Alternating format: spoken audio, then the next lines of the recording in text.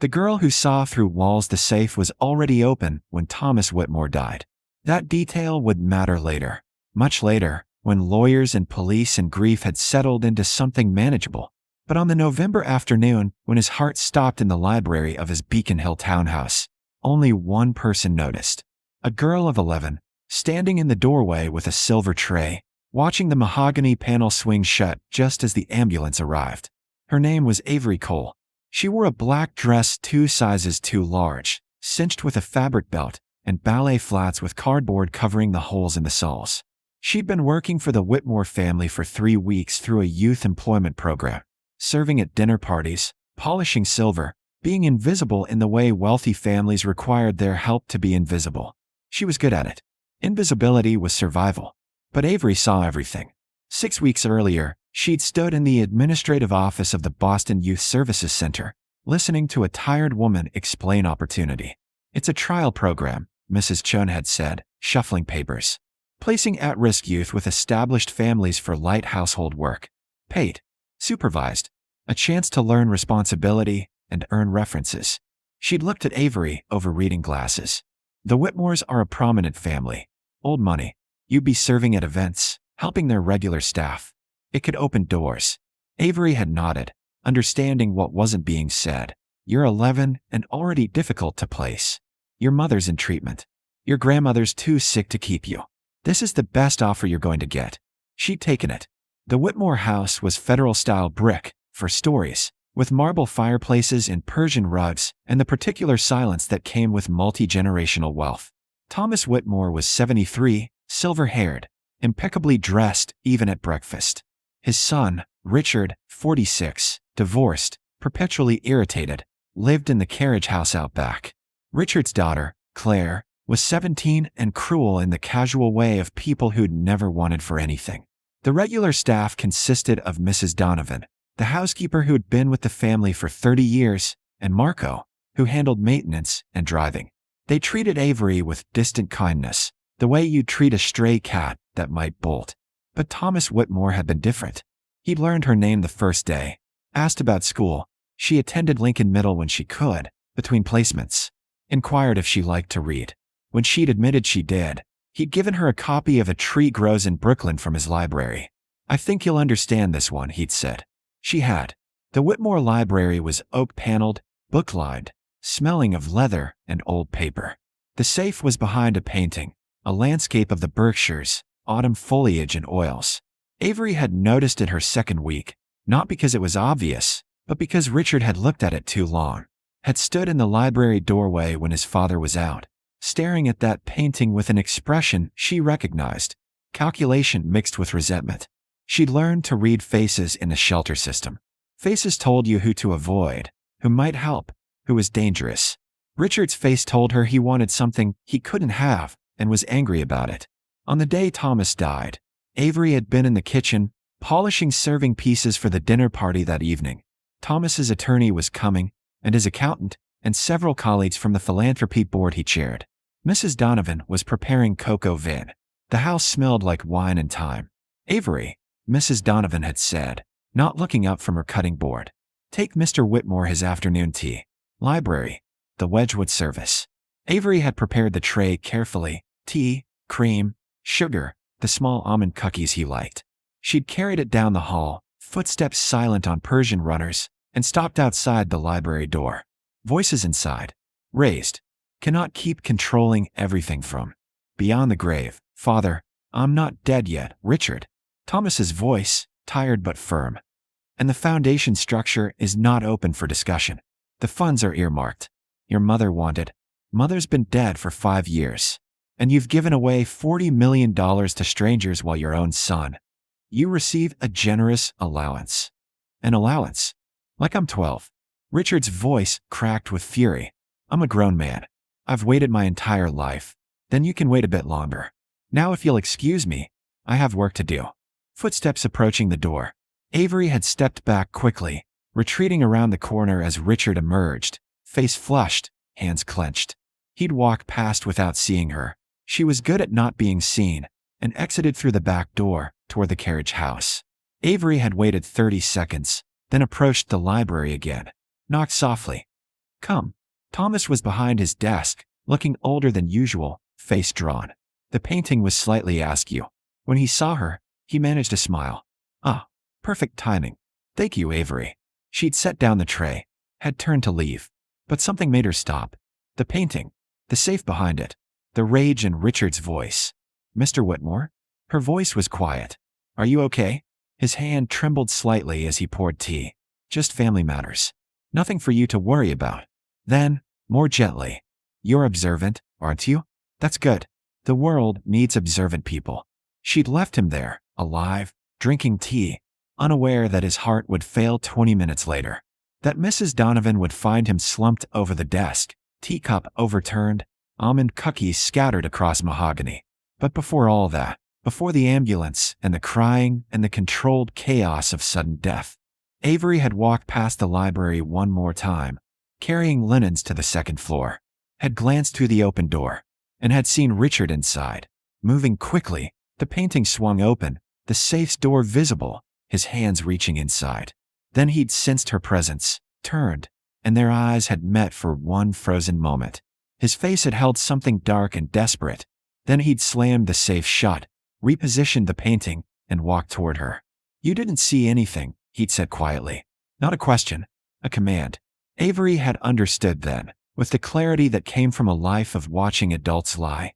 Whatever was in that safe, Richard wanted it. And Thomas Whitmore was dead. No, sir, she'd whispered, and kept walking. But she had seen. And 3 days later, when the attorney came to read the will and discovered the safe open and its contents missing, Avery would have to decide whether staying invisible was worth the price of silence. The funeral was elegant and restrained, exactly the way Thomas Whitmore would have wanted. Trinity Church, November rain, 200 people in expensive black. Avery attended in the same too large dress, standing in the back beside Mrs. Donovan and Marco, watching Richard accept condolences with practiced grief. Claire cried prettily into her phone. The attorney, a man named Harrison Betts, looked grim. Afterward, back at the house, there was the reading of the will. Avery was supposed to stay in the kitchen, but Mrs. Donovan had asked her to serve coffee in the library. Just set it down quietly and leave, dear. And so she'd been there when everything unraveled. Harrison Betts sat behind Thomas's desk, will and ancillary documents spread before him. Richard occupied the leather chair opposite, posture rigid. Claire slouched on the settee, scrolling through Instagram. Marco and Mrs. Donovan stood near the door. The house and its contents, Harrison read, his voice formal, are left to my son, Richard Whitmore, with the provision that Mrs. Donovan be allowed to remain in her quarters for as long as she wishes.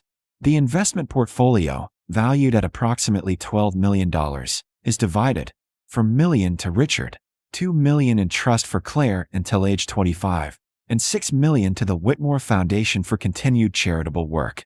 Richard's jaw tightened, but he said nothing. However, Harrison continued, there are also specific bequests. Most significantly, the contents of the library's safe, which include bearer bonds valued at $8 million, as well as certain personal documents, were to be transferred to the foundation upon Thomas's death, with specific instructions for their use in a scholarship program for underprivileged youth. Harrison looked up. The safe was to be opened only in my presence, per Thomas's instructions. However, when I attempted to access it yesterday, I found it had already been opened. The bonds are missing. So are the documents. The silence was sudden and absolute. Richard's face had gone carefully blank. That's impossible. The safe was locked when I last saw it. Father must have moved the contents before he died.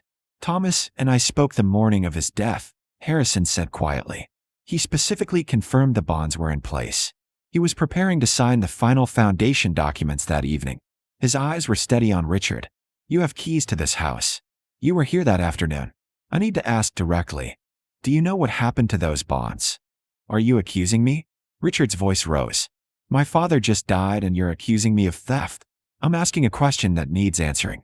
$8 million in bearer bonds are missing. They can be cashed anonymously. Once they're gone, they're irretrievable. This is outrageous. I want my own attorney present before. I know where they are. The voice was so quiet that for a moment, no one seemed to realize who'd spoken. Then all eyes turned to Avery, still standing by the coffee service, frozen with the pot in her hand. Richard's face drained of color. What did you say? Avery set down the pot carefully. Her hands were shaking, but her voice stayed steady. I know where the bonds are. I saw you take them. The room erupted. Richard was on his feet, shouting. Harrison was demanding order. Mrs. Donovan gasped. But Avery kept her eyes on Richard, watching his face cycle through shock, rage, and something that looked almost like fear. You're lying, Richard said. You're a child. You're a charity case. You have no idea what you're talking about. I saw you. Avery repeated. The day Mr. Whitmore died. About 10 minutes after the ambulance came. You went into the library. The painting was open. You took papers and something else, the bonds, I guess, and you put them in a folder. Then you saw me watching and told me I didn't see anything. Harrison was writing rapidly. Can you describe exactly what you saw? Don't answer that. Richard snapped at Avery. Don't say another word.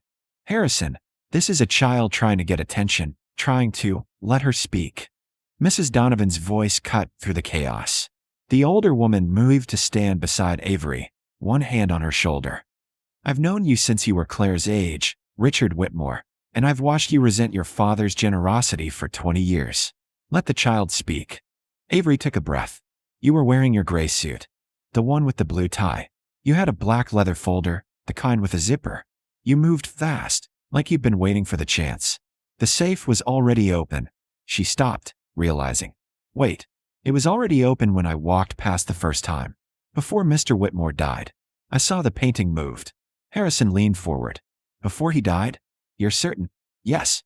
I was taking tea to him around 3. Your son was leaving, sir. She looked at Richard, and you seemed angry.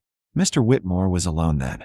But when I walked past about 20 minutes later, after Mrs. Donovan found him, the painting was moved, and you were there. She's confused, Richard said desperately. She's a child. She doesn't understand what she... Did you take those bonds, Richard? Harrison's voice was steel. This is entrapment. I won't be. Where are they? Mrs. Donovan's shout echoed off the paneling.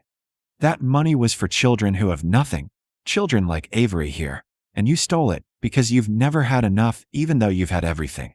Where did you put them? Richard's face crumpled. For a moment he looked less like a wealthy heir and more like a desperate, cornered man. The carriage house, he whispered. In my desk. Bottom drawer, behind the files. But you don't understand. My investments went bad. I owe people, dangerous people, and father wouldn't help, just kept giving money away to strangers. Harrison was already on his phone, calling the police. Marco was moving toward the door, presumably to secure the carriage house. Claire had stopped scrolling, staring at her father with dawning horror. Richard turned to Avery, and his expression held something between hatred and broken resignation. Why, he asked. Why did you say anything? You could have stayed quiet. You could have been safe. Avery thought of Thomas Whitmore, who'd given her a book and learned her name, who'd wanted his money to help children like her, children who needed doors opened. Because he was kind to me, she said simply, and because it was wrong. The police came within 15 minutes. They found the bonds exactly where Richard said they'd be, along with documents detailing his gambling debts and the threats he'd received. He'd planned to cash the bonds overseas, disappear the money, claim they'd been stolen. It might have worked if not for a girl who watched too carefully and decided that some silences cost too much. Richard was arrested quietly. No handcuffs, but the understanding was clear. Claire went to stay with her mother. The house grew quieter than ever. That evening, Harrison Betts found Avery in the kitchen, helping Mrs. Donovan with dishes. Can we talk? He asked. In the library, the safe now secured, police tape removed, he sat across from her. You did something very brave today. And very dangerous. Richard was desperate. If he'd known you were going to speak up, I didn't plan it. Avery admitted. I was just going to stay quiet. But then he lied. And I thought about Mr. Whitmore wanting to help kids, and I thought, someone should tell the truth. Harrison nodded slowly. Thomas spoke about you, you know. The week before he died. He said you reminded him of his wife. Observant, principled, braver than you looked. He paused. He was updating his will. Planning to add a specific provision. He didn't finish it, but I know what he intended. What? He wanted to ensure your education was funded. Full scholarship, through university, from the foundation funds. He said you were exactly the kind of person those resources were meant to help. Avery felt tears threatening. She blinked them back. But he didn't finish it. So it's not legal. No, but I'm the executor of his estate and the foundation board. I can make certain his intent is honored. Harrison's smile was genuine. Consider it done. Your education, your housing, your needs, covered. That's what Thomas wanted. That's what you've earned. Later, alone in the small room off the kitchen that had become hers, Avery sat on the narrow bed and let herself cry, not from sadness, but from the overwhelming weight of being seen, of mattering, of having her courage acknowledged instead of punished. Outside, November rain fell on Beacon Hill, washing the streets clean. The story could have ended with Richard's arrest, with the bonds recovered and justice served in tidy resolution. But life, Avery was learning, rarely concluded cleanly.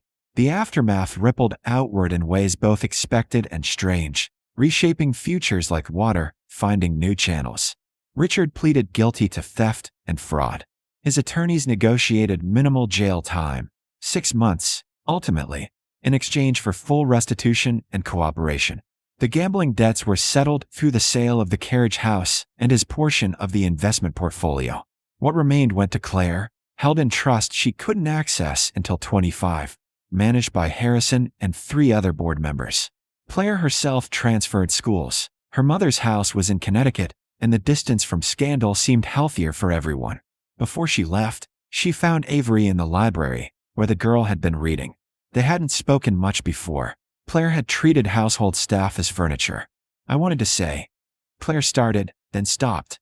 My dad was wrong. What he did. And you were right to say something, even though it probably scared you. She twisted her hands. I'm sorry I was mean to you. Before. I didn't see you as a real person. That's messed up. Yeah, Avery agreed. It is. Are you going to stay here? Now that everything's changed? I don't know. Mrs. Donovan says I can stay as long as I need to. The foundation is covering it. Claire nodded. Grandfather would have liked that. He talked about you sometimes. Said you had integrity. She smiled, sad and genuine. I didn't know what that meant. I think I'm starting to. She left that afternoon. Expensive luggage loaded into her mother's Range Rover, and Avery watched from the window, thinking about how loneliness looked the same whether you were rich or poor. The foundation paperwork took weeks to finalize. Harrison visited regularly, bringing documents for Mrs. Donovan to witness, explaining trusts and scholarships and educational funds in language Avery gradually understood. The money Thomas had intended for underprivileged youth, now restored and intact, would fund a program specifically for children in the foster system. You'll be the first recipient, Harrison told her in January, winter sun streaming through library windows. Full academic support through high school, then university, anywhere you're admitted. Plus housing stipends, books, tutoring, whatever you need. There will be others too. The foundation is expanding, but Thomas wanted you to know you'd never have to worry about money preventing your education. Why me? Avery asked. He barely knew me. Harrison considered. I think Thomas recognized something in you he valued. The courage to speak up when staying silent would be easier and safer. That's rare. He wanted to ensure that quality was nurtured, not punished by circumstance. By spring, a pattern had emerged. Avery continued at Lincoln Middle School, her grades improving with stability and tutoring support. She lived in the Beacon Hill house, which felt less like Thomas's monument and more like a shared space. Mrs. Donovan remained as housekeeper, but also as something like family. The older woman teaching Avery to cook, to navigate the city, to understand the codes of a world that hadn't been built for children like her. Marco helped her fix her shoes, then bought her new ones, grumbling about the foundation having plenty of money for such things. She started a reading group with 3 other kids from the youth program, meeting in the library weekly. The empty house began filling with voices. The safe remained, painting restored to its place. Harrison had shown her what else had been inside, not just bonds, but letters Thomas had written to his late wife, photographs of their early years together, documents establishing the foundation after she died of breast cancer. He was trying to honor her memory, Harrison explained. She'd been a teacher, believed education was the only reliable ladder out of poverty. Richard never understood that. He saw the money as his birthright, not as responsibility.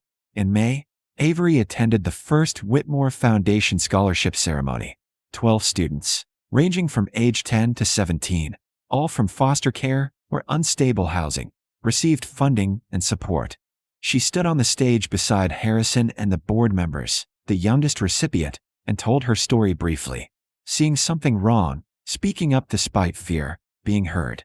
Mr. Whitmore believed in second chances and first opportunities, she said, reading from notes she'd practiced with Mrs. Donovan. He believed that where you start shouldn't determine where you finish. And he believed that sometimes the people everyone overlooks are the ones seeing most clearly. Her voice grew steadier. I'm here because he saw me when I was invisible. Because he was kind. Because he trusted me to tell the truth, even when I was scared. I'm going to spend the rest of my life trying to be worthy of that trust. The applause was genuine. Afterward, other recipients approached her, recognizing something familiar. That particular vigilance, that survival instinct. They exchanged numbers, started a group chat. Avery realized with surprise that she was building something she'd never had before, community. Summer brought changes. Mrs. Donovan officially retired from housekeeping but remained living in the house, which was now partially owned by the foundation. The extra bedrooms were converted into temporary housing for scholarship recipients in transition, a safe space between placements, supervised by social workers, stable and warm. Avery had her own room, decorated finally with things she'd chosen: books, posters, a desk by the window overlooking the garden. On what would have been Thomas's 74th birthday, she and Mrs. Donovan placed flowers on his grave in Mount Auburn Cemetery. The headstone was simple: Thomas Edward Whitmore. Beloved husband, father, philanthropist. He believed in kindness. Did I do the right thing? Avery asked, standing in August heat, watching sunlight filter through old trees. Telling about Richard? Sometimes I think about Claire not having her dad now. And Richard made his choices long before you made yours. Mrs. Donovan interrupted gently. He chose theft over honesty. Desperation over asking for help. You chose courage over safety. Those aren't the same thing, child. Don't carry guilt that isn't yours to carry. But would Thomas have wanted you to stay silent? To let his life's work be stolen? No. Then you did right. And Richard's getting help now. Therapy, accountability, a chance to become better than he was. That's not punishment. That's possibility. His daughter's learning what integrity looks like. That's not loss. That's growth. Avery nodded slowly, beginning to understand. That fall, she started 8th grade at a private academy, her placement covered by the foundation. The adjustment was rocky. She was still behind in some subjects, still learning to navigate spaces where wealth was assumed, but she worked steadily. Made friends, joined the debate team, started writing about her experiences, channeling observation into narrative. One evening in October, a year after Thomas's death, she sat in the library working on an essay about justice. The house was quiet around her, not empty but peacefully occupied. 2 other foundation recipients in the upstairs bedrooms, Mrs. Donovan watching television in her quarters, Marco fixing a loose banister in the hall. Harrison stopped by with papers to sign. She was old enough now to authorize certain scholarship decisions. You've done well, he said, reviewing her report card approvingly. Thomas would be proud. I hope so. I know so. Harrison packed his briefcase. The foundation's expanding next year. We're adding 3 more cities, 50 more students. Because of you. Because your courage showed what was possible. After he left, Avery stayed in the library, surrounded by books and history and the weight of someone else's belief in her potential. She thought about the girl she'd been a year ago, invisible, careful, expecting nothing, and the person she was becoming, seen, supported, responsible. The safe behind the painting remained closed now, its contents transferred to proper institutional security. But sometimes, Avery looked at it, remembering the moment when staying quiet would have been easier and speaking up felt impossible. Remembering the choice. Outside, Boston prepared for winter. The trees on Beacon Hill blazed with autumn color before surrendering to bare branches. The city moved on, indifferent to small stories of courage and second chances. But in the Whitmore house, no longer a mausoleum, now a living space dedicated to possibility. Avery Cole studied and grew and learned what it meant to be worthy of kindness. She would graduate at the top of her class 4 years later, would attend Harvard on full scholarship, would return to the foundation eventually, becoming its director, expanding Thomas's vision into something transformative and national. But that was all ahead, invisible still in the November evening. For now, she was 12. She was safe. She was seen. And she had learned the most important lesson. Sometimes the right thing is also the dangerous thing, and you do it anyway, because silence has costs that courage cannot afford to pay. The library grew dark around her. She closed her books, turned off the lamp, and went upstairs to the room that was hers. Finally, legally, genuinely hers. Behind her, in the shadows, Thomas Whitmore's legacy lived on, not in money or monuments, but in the simple revolutionary act of believing that children who have nothing still deserve everything, and that those who see most clearly are often the ones everyone else overlooks. She'd been invisible once. Now she was a light, and that, Thomas would have said, made all the difference.